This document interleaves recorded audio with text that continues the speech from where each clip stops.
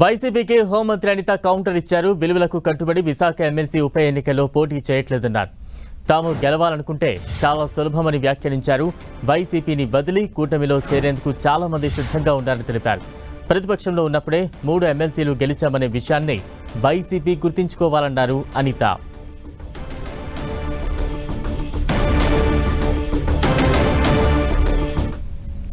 ఆ ఎమ్మెల్సీ ఎలక్షన్స్లో ఈ స్థానిక సంస్థల ఎమ్మెల్సీ ఎలక్షన్స్లో పోటీ చేయడం అన్నది నైతికత కాదు, అది విలువలకి విరుద్ధంగా ఉంటుంది అని ఒకే ఒక ఉద్దేశంతో ఈరోజు గౌరవ చంద్రబాబు నాయుడు గారు ఈ నిర్ణయం తీసుకున్నారు. చాలామంది బయటకు వచ్చి ఈరోజు ఏదేదో మాట్లాడుతున్నారనమాట. అంటే వీళ్ళకి ఏంటంటే వాపుకి బలుపుకి తేడా లేని వాళ్ళందరూ కూడా వైఎస్ఆర్సీపీ పార్టీలోనే ఉండటం కూడా మన దౌర్భాగ్యం. వాళ్ళ పరిస్థితి ఎలా ఉందంటే ఈరోజు మేమేదో భయపడిపోయాము, అలా భయపడిపోయాము, ఇలా భయపడిపోయాము అంటున్నారు. ఒక్కసారి చరిత్రను గుర్తు తెచ్చుకోండి.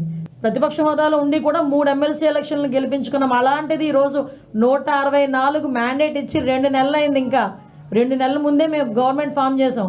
ఈరోజు నిజంగా క్యాంపు పెట్టాలి, క్యాంపు పెట్టుకోవాలనుకుంటే మీ క్యాంపులు మేము బదులు కొట్టలేమా? మేము క్యాంపులు పెట్టలేమా? మీకు తెలియదేమో, ఈ రోజుకి కూడా చాలామంది ఎంపీటీసీలు ఎలక్షన్ అనేసరికి వైఎస్ఆర్సీపీ ఎంపీటీసీలు చాలామంది మాకు టచ్లోకి వచ్చారు.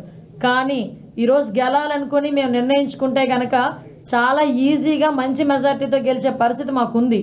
కానీ ఈరోజు విలువలతో కూడా రాజకీయాలు చేయాలని విలువలు కలిగిన నాయకుడు, విలువలు కలిగిన పార్టీలు అందరం కలిసి ఈరోజు నిర్ణయం తీసుకున్నాం ఈరోజు.